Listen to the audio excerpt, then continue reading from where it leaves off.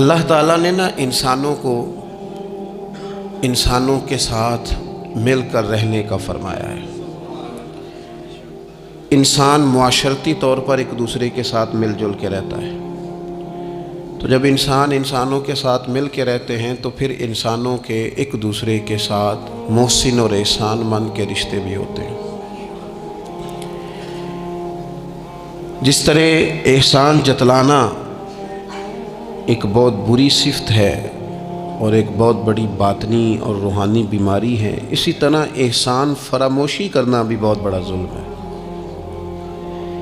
ہمارے ہاں آج کل جو چیزیں بڑی سستی ہیں، بڑی ارزاں ہیں، بڑی سوکھی مل جاتی ہیں، ان میں ایک چیز احسان فراموشی بھی ہے۔ قرآن مجید فرقان حمید نے نا سورہ بقرہ کے اندر ایک مسئلہ طلاق کا بیان فرمایا کہ اگر کوئی خالی نکاح ہوا ہو اور طلاق دے دے اپنی بیوی کو تو وہ حق مہر کا کیا معاملہ کرے۔ طلاق ہو رہی ہے، طلاق، بات طلاق کی، میاں بیوی کے جدا ہونے کی بات آ گئی، تو اس مقام پر اللہ تعالیٰ نے قرآن مجید میں میاں بیوی کو کیا کہا؟ فرمایا وَلَا تَنْسَبُوا الْفَضْلَ بَيْنَكُمْ، آپس میں ایک دوسرے کے احسان کو بھلا نہ دو۔ وقت طلاق بھی تمہارے جو ایک دوسرے پر احسانات ہیں ان کو بھلا نہ دینا۔ کیوں کہ ان اللہ بما تعملون بصیر، بے شک اللہ تمہارے کاموں کو دیکھ رہا ہے۔ انسان کا انسان کے ساتھ جو بھلائی کا رشتہ ہے، نیکی کا، اسے کبھی نہ بھلایا جائے۔ اور قرآن مجید نے کہا حل جزاء الاحسان الا الاحسان، کیا ہے بھلا نیکی کا بدلہ مگر نیکی، احسان کا بدلہ صرف احسان۔ ہم نہ احسان مندی نہیں کرتے، مزاج نہیں پیدا کرتے۔ اچھا کبھی احسان مانتے بھی ہیں تو کسی نے جو ایک دو احسان کر دیے ہیں نا اس کا مانتے ہیں، اور ہمارے جو قریبی ہیں، جو اپنے ہیں، جن کے احسان گنے نہیں جا سکتے، شمار نہیں کیے جا سکتے، ہم پر سب سے زیادہ احسان ہمارے رب کریم کا ہے۔ اس نے ہمیں پیدا کیا ہے، اس نے ہمیں زندگی دی ہے، وہ ہمیں رزق دیتا ہے، اس نے ہمیں شعور دیا ہے، اور پھر اس کے بعد ہمارے اوپر سب سے بڑھ کر احسان ہمارے رسول پاک کا ہے صلی اللہ علیہ وسلم۔ حضور کا تو وجود ہی پورا اللہ کا احسان ہے۔ لَقَدْ مَنَّ اللَّهُ عَلَى الْمُؤْمِنِينَ إِذْ بَعَثَ فِيهِمْ رَسُولًا، رب کہتا ہے میں نے تم پر احسان کیا ہے کہ میں نے تمہیں اپنا رسول عطا فرمایا۔ حضور کا سارا وجود ہی ہمارے اوپر احسان، لیکن آپ دیکھ لیں اس احسان مندی کا جو خاص جذبہ ہونا چاہیے تھا اور ہمارے وجود میں اس کے جو اثرات ہونے چاہیے تھے، اور ہماری طبیعت جس طرح جھکی ہوئی ہونی چاہیے تھی اس احسان پر، وہ ہمارا مزاج نہیں بنتا الا ماشاءاللہ۔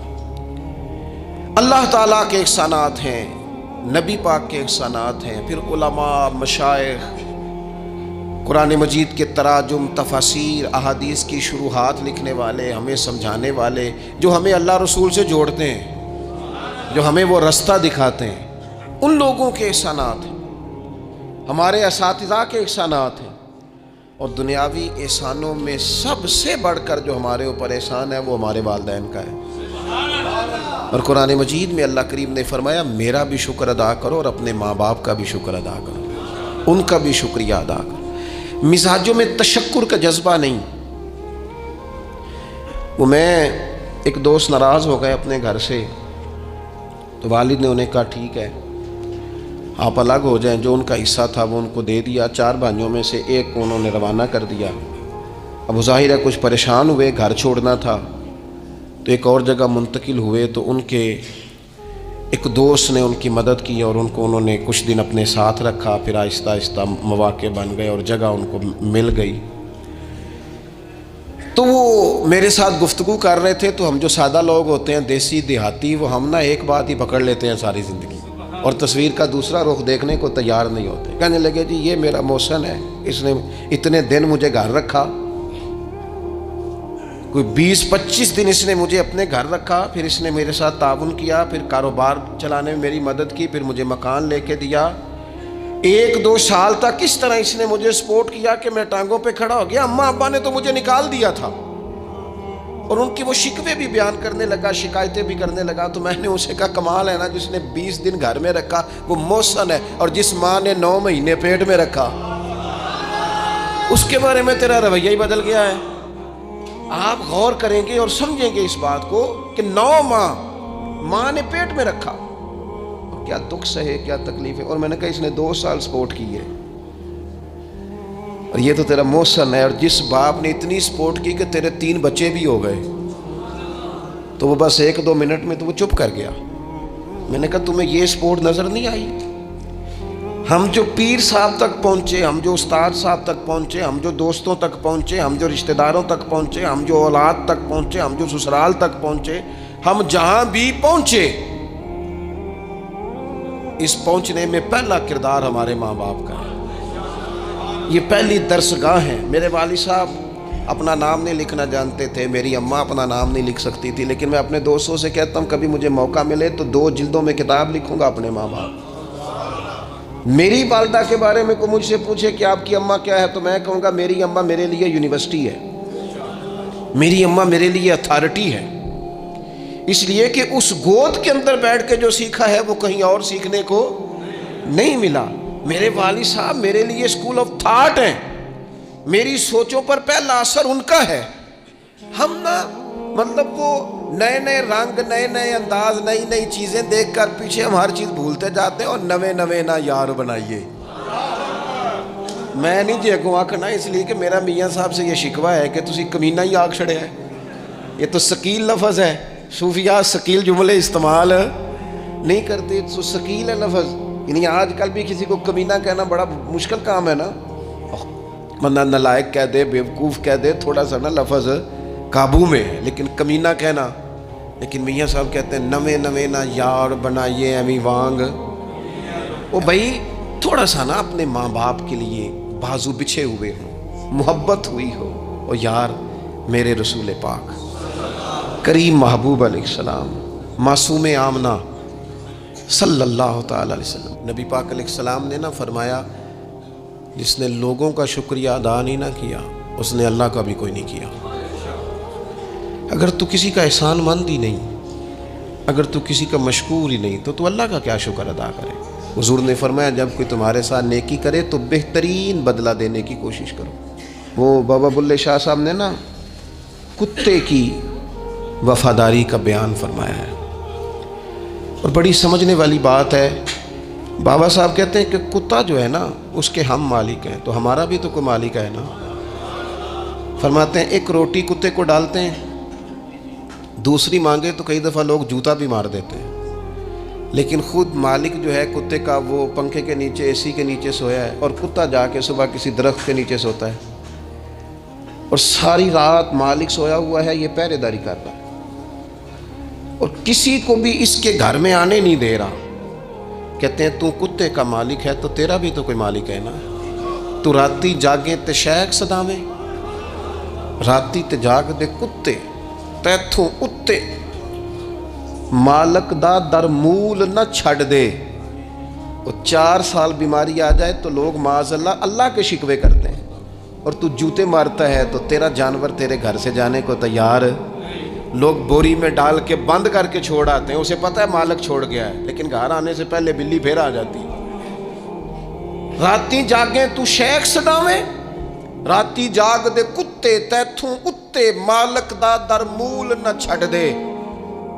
پاویں مارو 100 جتے, ایک برکی دا قدر پچھانن, پاویں مالک ہوں من ستے. اے تیتھوں اتے رکھا سکھا کھا, دنے جا رکھاں وچ ستے. تیتھوں اتے اٹھ بلیا, چل یار منا لے, نہیں تے پھر بازی لے گئے نہیں کتے. اٹھ بلیا چل یار منا لے, نہیں تے بازی لے گئے.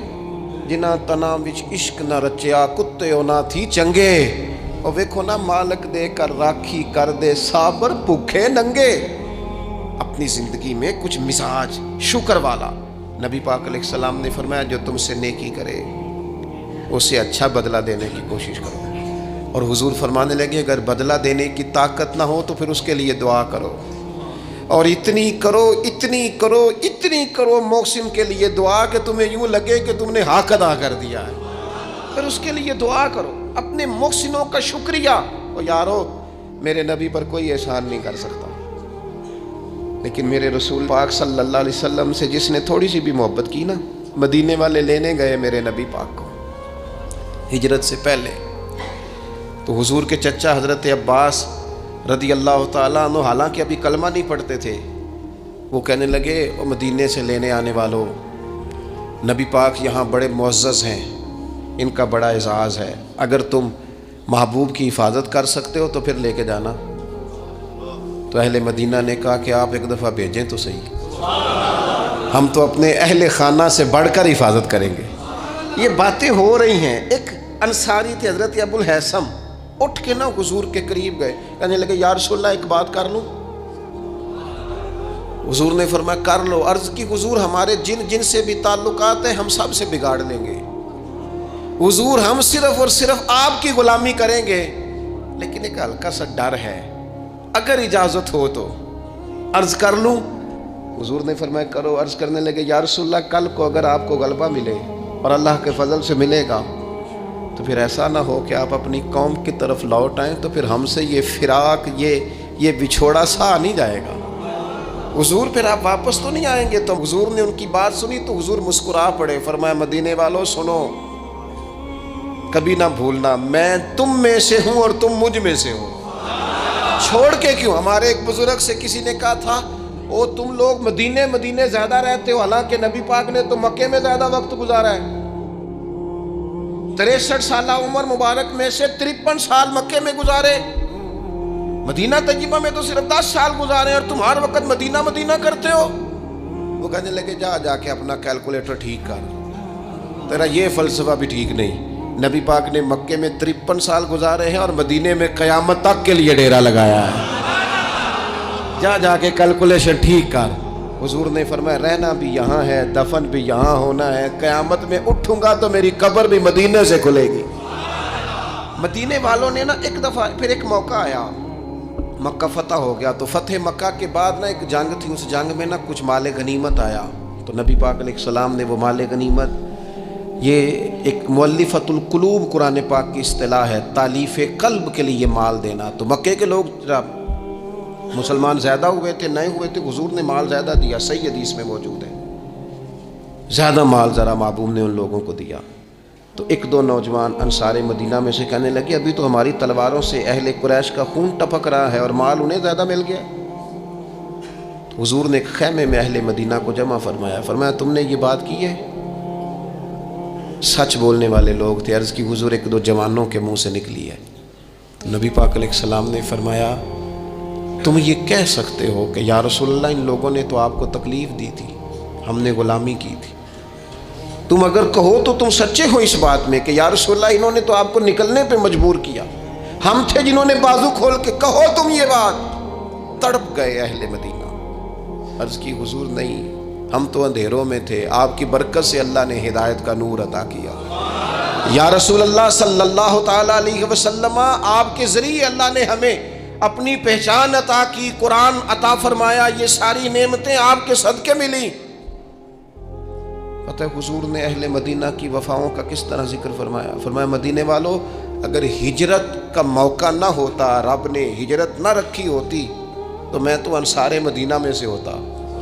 اور حضور فرمانے لگے اگر لوگ چلیں مختلف وادیوں میں تو مدینے والوں جس وادی میں تم چلو گے میں بھی اسی وادی میں چلوں گا۔ اور حضور نے فرمایا میرے مدینے والوں سے، انصار مدینہ سے صرف مومن ہی محبت کرے گا، اور ان سے جو بغض رکھے گا وہ منافق ہوگا، کیونکہ ان کی وفاؤں کا صلہ ہے کہ رسول پاک نے انہیں عزتیں عطا فرمائی۔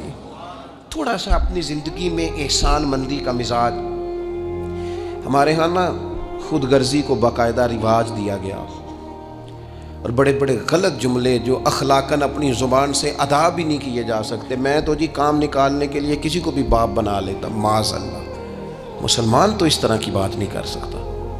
یہ خود غرضی، یہ لالچ، یہ وقتی طور پر کسی شخص کو استعمال کرنا، ٹیشو پیپر بنانا، یہ اہل ایمان کا تو طریقہ ہی نہیں۔ وہ تو یاد رکھتے ہیں ہر ایک کا احسان، وہ تو کسی نے محبت کی ہو تو اس کا خیال رکھتے ہیں۔ وہ تو ان چیزوں کو سمجھ. حضرت جعفر طیار نے کہاں شہادت دی تھی؟ جنگ موتا میں. اور حق تھا اہل ایمان کا کہ وہ شہادت پیش کرتے، لیکن دین کے لیے گئے نا. حضور علیہ السلام کے فرمان پر گئے تو محبوب نے ان چیزوں کو یاد رکھا. جب ان کی شہادت کی خبر آئی تو حضور خود حضرت جعفر طیار کے گھر گئے، ان کے بچوں کو سینے سے لگایا. 3 دن تک حضور کے گھر سے کھانا پک کے آتا رہا. اور حضرت جعفر طیار کے بیٹے کہتے ہیں میرے لیے نبی پاک نے دعا کی تھی برکت کی. تو فرماتے ہیں زندگی میں کوئی ایسا سودا مجھے ملا ہی نہیں جس میں اللہ نے ڈھیروں نفع نہ عطا فرمایا ہو. لیکن ان کی اہلیہ حضرت جعفر طیار کی گھر والی رو پڑی، عرض کی یا رسول اللہ صلی اللہ تعالی علیہ وسلم اب میرے بچوں کا کیا بنے گا؟ والد کا سایہ اٹھ گیا، لیکن اسلام کسی کا حق نہیں رکھتا. کوئی مخلص ہو کر دین کے ساتھ چلے اور پھر اس شخص کا حق رکھا جائے، اس کی قدردانی نہ ہو، اس کو نوازا نہ جائے. من عمل صالحا من ذکر او انثی وهو مؤمن فلنحیینہ حیاتا طیبہ. اللہ فرماتے ہیں جو بھی ایمان لانے کے بعد نیک اعمال کرے، چاہے مرد ہو چاہے عورت ہو مومن، فلنحیینہ حیاتا طیبہ، ہم اسے پاکیزہ زندگی عطا فرمائیں گے، اسے اعزازات سے نوازا جائے گا، حیات طیبہ ملے گی.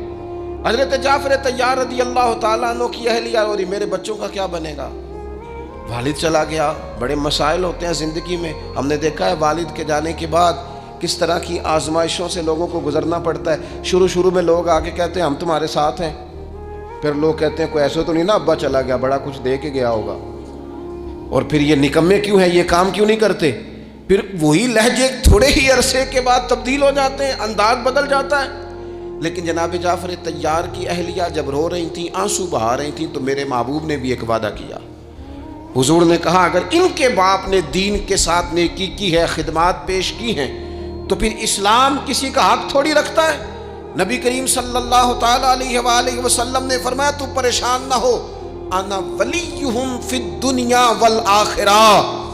فرمایا میں دنیا میں بھی ان کا وارث بنوں گا، میں قیامت میں بھی ان کا وارث بنوں گا. میں والی ہوں، میں سرپرست ہوں ان کا، دنیا اور آخرت میں.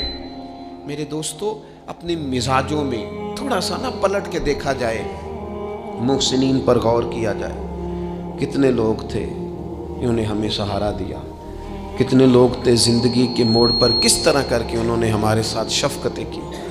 میں نے تو کالج میں دیکھا ہے کہ جن کو بالکل دنیا دار نوجوان کہا جاتا ہے اور کوئی دینی تعارف اور دینی وفاداری نہیں رکھتے، وہ بھی ایک دوسرے کی فیسیں دے رہے ہوتے ہیں، وہ بھی ایک دوسرے کو کہہ رہے ہوتے ہیں چل یار سیر پہ جانا ہے چلتے ہیں. لیکن کسی کی نیکی کو یاد بھی تو رکھا جائے. حالات بدلتے ہی عنوان بھی بدل جائے، تھوڑی سی تبدیلی آتے ہی انسان کا مزاج بھی بدل جائے. یہ احسان مندی کا نہ ہونا، اور اگر کبھی ہونا بھی تو وہ جذباتی قسم کی. جیسا میں نے کہا کہ ایک دو احسان کسی نے کیا وہ تو یاد رکھ لیا گیا. دوسری شادی کرنا بالکل جائز ہے،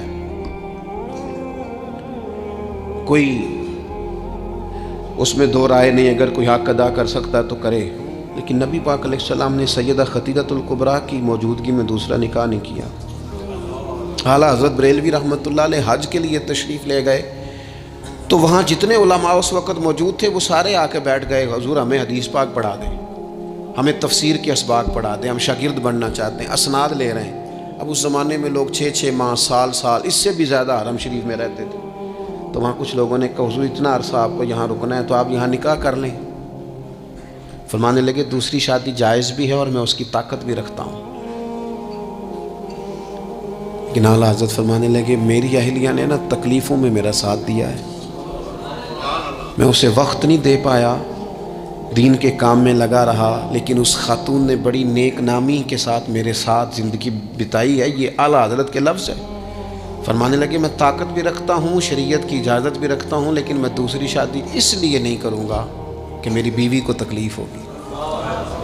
لیکن یہاں جناب حالات بدلے نہیں تو عنوان بدلا نہیں. میں نے کہا ہے کہ ناجائز نہیں کہہ رہا میں اس کو کسی مقام پر بھی، لیکن کچھ چیزیں ایسی ہیں جس کو آگے بڑھ کر ہم سیرت اور سوانے سے لے سکتے ہیں. سیدہ خدیجہ الکبریٰ رضی اللہ تعالیٰ عنہ نے حضور سید عالم علیہ السلام کے ساتھ وہ وقت گزارا تھا جو اسلام پر غربت کا وقت تھا.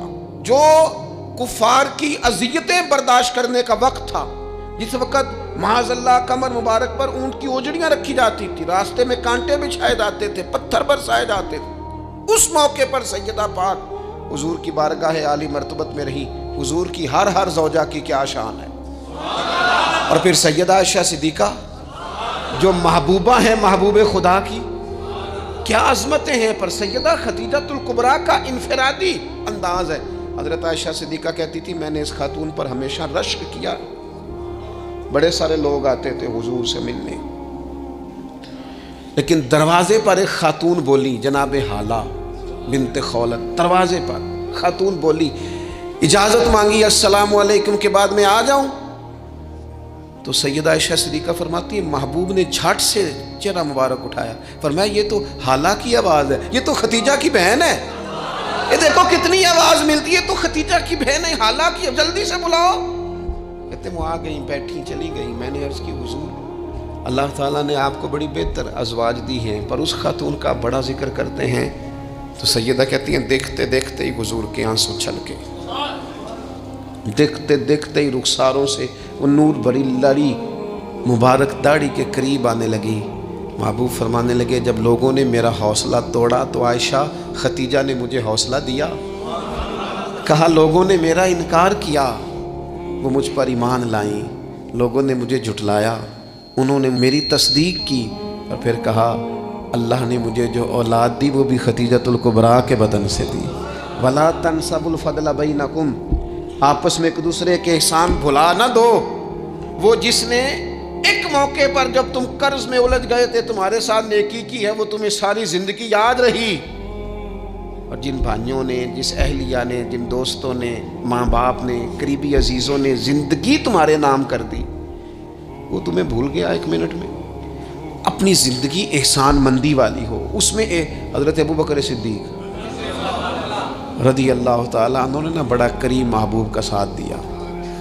ایک موقع پہ نہیں، درجنوں مواقع پر حضور نے فرمایا میں نے سب کی نیکیوں کے بدلے دے دیے، ابو بکر کا بازو تھام کے لے جاؤں گا، رب ہی اسے اجر عطا کرے گا۔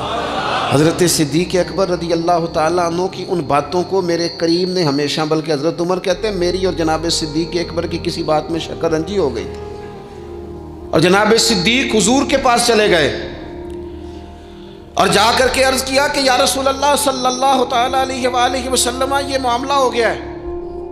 حضرت سیدنا ابو بکر صدیق کی بات سن کے حضور خاموش ہو گئے۔ حضرت صدیق نے عرض کی حضور میں نے کہا بھی تھا، عرض بھی کی تھی، لیکن عمر فاروق مانے نہیں، یہ اگر کوئی بھائی معذرت کرے تو اس کی قبول کر لینی چاہیے۔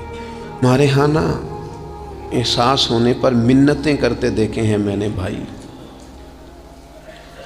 اپنے بچوں سمیت آ کے بیٹھے دیکھیں، اور چار یار غلطی ہو گئی تھی، وہ بندہ جس کی روزانہ لاکھوں غلطیاں رب معاف کرتا ہے، وہ کسی کی ایک خطا بھی معاف کرنے کو تیار نہیں ہے۔ شادی کا موقع ہے، منانے کے لیے جا رہے ہیں رشتہ دار، کہتے ہیں آج ہی تو ٹائم آیا ناراض ہونے کا، اور تیار ہی نہیں ہے، راضی نہیں ہوتے ہیں۔ یہ حدیث یاد رکھ لینا، نبی پاک علیہ الصلوۃ والسلام نے فرمایا جس کا بھائی اس کے پاس معذرت لایا، معافی مانگنے آیا اور اس نے معاف نہ کیا، محبوب فرماتے میرے حوض کوثر پہ نہ آئے، یہاں نہ آئے۔ وہ تیرا بھائی ہاں کوئی عقیدے کا مسئلہ تھا، کوئی شرعی معاملہ تھا تو بات اور تھی، ذات کے لیے بت بنا کے رکھے ساری زندگی، اور معافی دینے کو ہم تیار نہ ہوئے، احساس ہی نہیں پیدا کیا کہ وہ جو آ گیا ہے وہ تو اب آ گیا، اب ہمیں درگزر کا حکم تھا۔ حضرت ابوبکر صدیق رضی اللہ تعالیٰ عنہ نے معذرت چاہی، لیکن جناب عمر کے مزاج میں جلال تھا، وہ ناراض ہیں۔ حضرت صدیق حضور کی بارگاہ میں حاضر ہو گئے، سارا مدعا عرض کر دیا۔ حضرت عمر کہتے ہیں میں پیچھے گیا، اور جب میں گیا تو میں حال سارا سمجھ گیا۔ کہتے ہیں جب نبی پاک کی بارگاہ میں گیا تو جو حضور کے جملے تھے وہ جناب صدیق اکبر کی عظمت کو کہاں سے کہاں لے گئے۔ محبوب فرمانے لگے عمر کیا تم میری خاطر ابو بکر کو چھوڑ نہیں سکتے تھے؟ فرمایا جب سب مجھے جھٹلا رہے تھے یہ میری تصدیق کر رہا تھا، جب سب کی تلواریں نیام سے باہر نکلی ہوئی تھی اور ابو بکر سینہ کھول کے میری حفاظت کر رہا تھا، تم میری وجہ سے اسے چھوڑ نہیں سکتے تھے۔ احسان کسی کا تو یاد رکھا جائے، اور جو لوگ احسان مند تھے، حضرت شیخ سعدی رحمۃ اللہ تعالیٰ علیہ فرماتے میں نے دیکھا ایک شخص کے پیچھے پیچھے ہرن چل رہا تھا. وہ ذرا میرے قریب آیا تو میں نے اسے آ کے کہا کہ یہ ہرن تو بندہ دیکھ کے بھاگ جاتا ہے، تیرے پیچھے کیسے چل رہا ہے؟ تو سعدی فرماتے ہیں وہ شخص کہنے لگا اس کا بچہ مر رہا تھا، میں نے بچایا ہے، میں نے اس کے بچے کو پانی پلایا ہے، گھاس کھلائی ہے، تو جب سے یہ دم ہلاتا ہلاتا میرے پیچھے ہے. حضرت سعدی فرماتے ہیں اس کے گلے میں رسی کوئی نہیں تھی، پر اگر اس کے گلے میں کوئی رسی تھی تو احسان کی رسی تھی جس سے وہ بندھا ہوا پیچھے پیچھے چلا آ رہا تھا. کوئی تو ایسی رسی، یہاں تو بھائی اتنا عجیب معاملہ ہو گیا ہے. ہمارے ایک بہت بڑے بزرگ عالم ہیں تو ایک دن فرما رہے تھے یار حد ہو گئی ہے، جن کو پڑھایا تھا لکھایا تھا وہ مقابلے میں آ کے بیٹھ گئے. ہم نے شاگرد بنائے تھے کہ دشمن تیار کیے تھے. وہ عربی کا ایک محاورہ ہے نا، جس سے نیکی کرو پھر اس کے شر سے بھی بچو. بعض تو اسے حضرت علی کا قول بھی کہتے ہیں. اپنی زندگی میں یہ مزاج کبھی نہ بنائیں، کبھی نہ بنائیں، کبھی کوئی ایسی طبیعت کے اندر بات نہ لائیں. لوگ مختلف لوگوں کے بارے میں نام لے کے ٹھٹھا کرتے ہیں معاذ اللہ اور بڑی بڑی باتیں سناتے ہیں. ایک خان صاحب سے میری ملاقات ہوئی کچھ عرصہ پہلے، تو ایک انتہائی غریب آدمی کے گھر میں نے انہیں ڈیوٹی کرتے دیکھا. تو میں نے کہا آپ یہاں ڈیوٹی کرتے؟ کہنے لگے یہ ہمارے صاحب بڑے امیر ہوتے تھے، غریب ہو گئے، سب چھوڑ گئے، حالات کا تغیر بدلا. تو میں نے کہا آپ کیوں نہیں چھوڑ کے گئے؟ کہنے لگے کیا کروں، مجبوری ہے، نمک خار ہوں، ان کے گھر کا نمک کھایا ہے، اب حالات کے تغیر اصلہ نال جے نیکی کریے، وہ نسلاں تاک نہیں بھول دے. تو وہ میرے دوست کہنے لگے میں نے اسے 20 دفعہ کہا ہے کہ تو چلا جا. سب چلے گئے اور میرے پاس گنجائش بھی نہیں، لیکن یہ کہتا ہے یہیں روٹی کھائی ہے، جب راج کے ملتی تھی تب بھی کھاتے تھے، اب ایک ملتی آدھی آدھی کھائیں گے. رہنا یہیں پہ ہے، احسان مندی کا مزاج. اور بالخصوص اپنے قریبیوں کے بارے میں، اپنے اہل خاندان میں سے قریبیوں کے بارے میں احسان مندی کا مزاج بنائیں. اپنی طبیعت سے ناشکری، اپنی طبیعت سے رشتوں کو توڑنا، اپنے مزاج سے اپنے قریبیوں کے احسانات کو بھول جانا، اس سے باہر آئیں. اپنے اساتذہ کے لیے جذبات پیدا کریں. اعلیٰ حضرت رحمۃ اللہ علیہ فرماتے ہیں استاد بدرجے باپ کے ہے. اور اس استاد سے کون مراد ہے؟ شیخ مرشد بھی اسی میں داخل ہے، جس سے ہم تربیت لیتے ہیں، جس کی وجہ سے اللہ ہمیں کوئی خیر نصیب کرتا ہے، جس کی بات سے کچھ سیکھتے ہیں، وہ بھی اس میں داخل ہے. فرماتے ہیں ان کا حق ہے. اور جو حق والے تھے انہوں نے حق اس طرح سمجھا کہ حضرت مولا علی شیر خدا فرماتے ہیں میرا استاد اگر چاہے تو مدینے کے چوک میں کھڑا کر کے مجھے بیچ دے، میں بک جاؤں گا، لیکن اس کے حق سے میں اب پیچھے نہیں ہٹوں گا. 17 رمضان المبارک کو جنگ بدر ہوئی.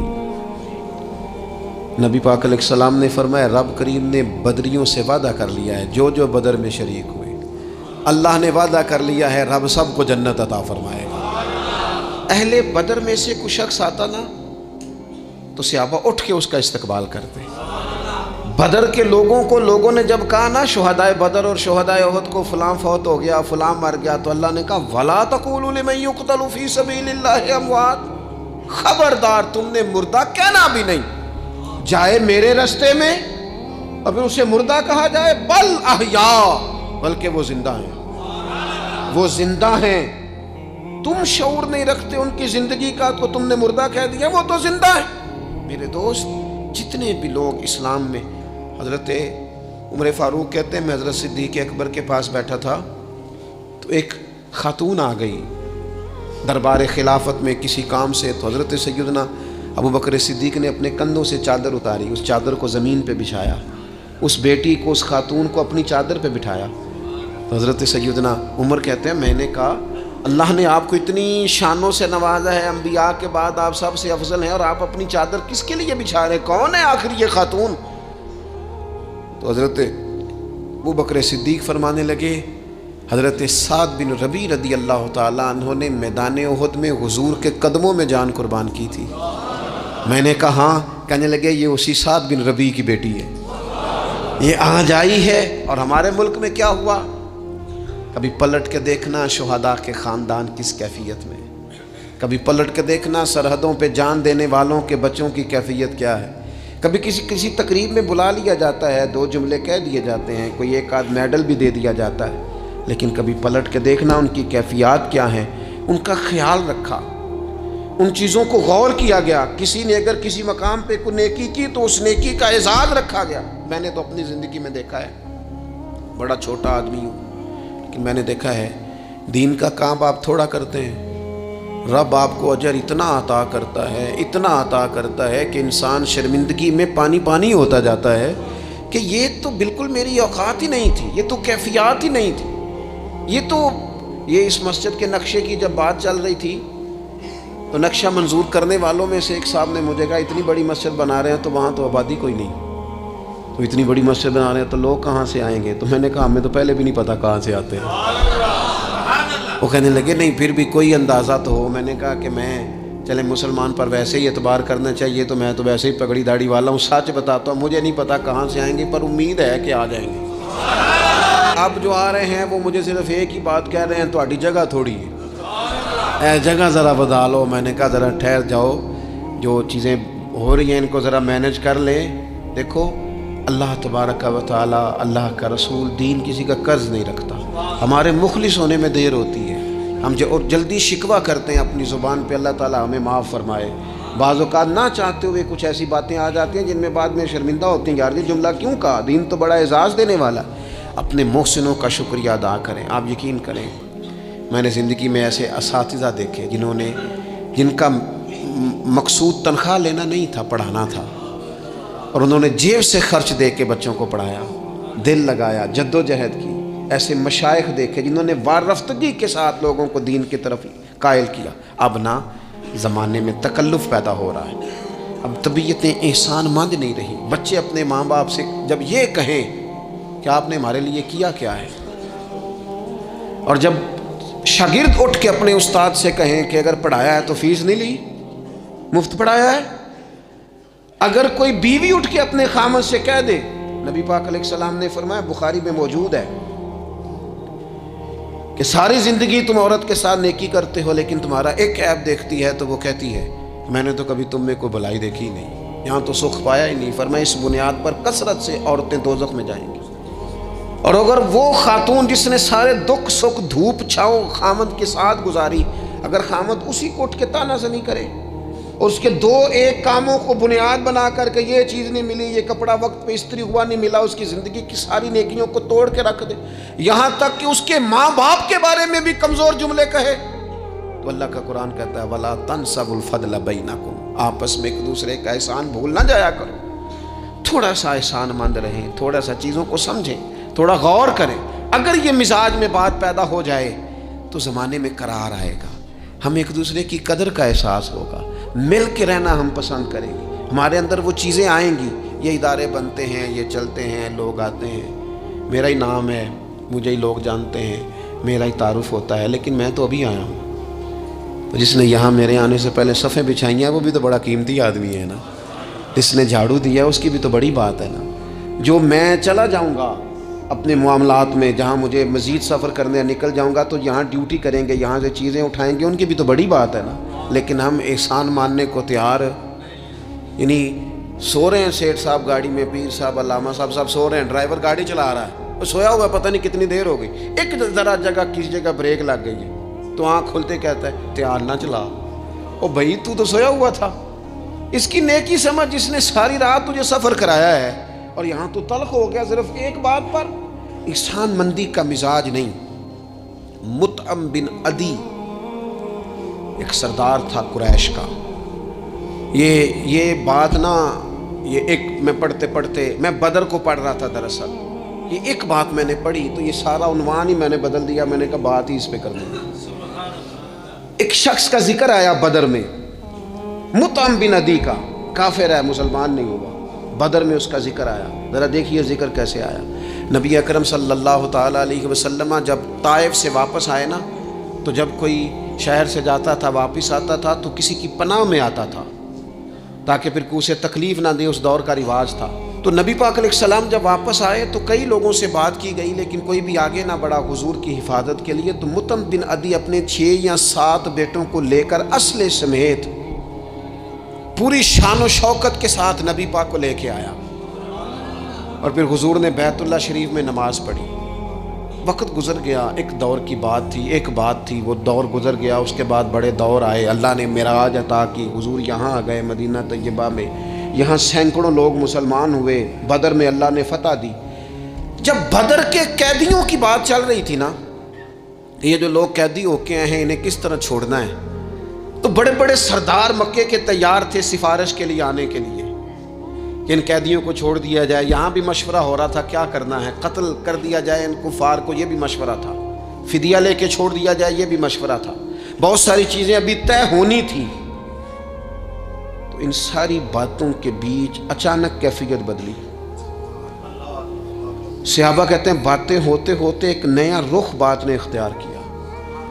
महबूब करीम अचानक फरमाने लगे, आज अगर मुत्तम बिन अदी जिंदा होता, क्योंकि फौत हो गया था, कहा आज अगर मुत्तम बिन अदी जिंदा होता और वो मुझसे आके कहता इन कैदियों को छोड़ दे, तो हुजूर फरमाते हैं मैं देर ना करता, फौरन ही छोड़ देता, चूंकि मुझे उसकी वो नेकी याद है, उसने वो जो उस वक्त मेरे साथ रवैया रखा मुझे भूला नहीं। सिर्फ एक बात आपकी खिदमत में अर्ज करना चाहता हूँ कि अपनी ज़िंदगी में ना वो इंसान बड़ा छोटा होता है जब माँ उसे वक्त देती है, बड़ा छोटा होता है जब बाप उसे वक्त देता है। बड़े असातिज़ा के पास बड़ी किताबें जब बंदा पढ़ता है वो भी बड़ा वक्त होता है, लेकिन जब उसे ये अच्छी तरह पहचान करानी होती है ना कि ये अलीफ है, ये बा है, और नहीं ये ता है, आंखें खोल के देख, दो नुक्तों वाला ता होता है, ये सा है, वो भी बड़े मुशक्क़त वाले लोग होते हैं, वो भी बड़ी मेहनत करते हैं, लेकिन क्या करें भूल जाते हैं लोग, नहीं याद रहता। वो जिसकी बात सुन के अल्लाह ने दीन की तौफीक दी, इसकी बात सुन के इस तरफ माइल हुए, फिर रिसर्च की और फिर उसी को अनपढ़ कहना शुरू कर दिया, फिर कहा कि ओहो तवज्जो तो इसने दिलाई थी पर यह बंदा ही ठीक नहीं। ये हमारे यहाँ अजीब नाशुक्री का और एहसान फरामोशी का मिजाज आया है। हमें हमारा दीन कहता है आपस में एक दूसरे के एहसानों को भुलाना ना, और नेकी का बदला हमेशा नेकी रखना। हुजूर ने फरमाया शुक्रिया अदा ना कर सको तो मोहसिन के लिए दुआ ज़रूर करना। अपनी ज़िंदगी, ये जो लोग एहसानमंद होते हैं ना, ये बड़े नफीस लोग होते हैं, ये हुदूद के अंदर होते हैं, ये बड़े बादब होते हैं, इनकी ज़िंदगी सुलझी हुई होती है, ढली हुई होती है। यानी ये वो लोग होते हैं जिनका कोई होता है, यानी इनकी कोई सनद होती है, इनके कोई पीछे होता है, इनकी कोई बैक होती है, इन्हें कोई कहने वाला होता है, इनका कोई उस्ताद मुर्शद होता है, इन्होंने किसी से सीखा होता है, इनकी कोई पुश्त होती है। यानी ये वो होते हैं जिनका कोई होता है। और जो कहे कि मैं तो सारी मेहनत आप ही की थी, अबे भी कुछ नहीं सी दिता, भाई भी छट गए सन, फलाना भी तो भाई ओ भाई तू तो ढला हुआ ही नहीं है, ऐसा आज़ाद बंदा, इस तरह की कैफियत, ये अंदाज़ दुरुस्त नहीं है। अपनी ज़िंदगी को एहसानमंद बनाएं। हम बड़े लोगों के एहसानमंद हैं। आप यकीन करें कभी सोचते हैं तो ढेर सारे लोग ऐसे हैं जिनके बारे में सोचते हैं यार तेरा शुक्रिया कैसे अदा करेंगे, कहाँ से वो लफ्ज़ लाएंगे जिनसे तेरे बड़े सारे ज़िंदगी में लोग होते हैं। बस अपना मिजाज एहसानमंदी वाला बनाएं, ना जज़ा दे सकें और ना कोई बदला दे सकें तो दुआ के तो अल्फाज अदा किए जा सकते हैं।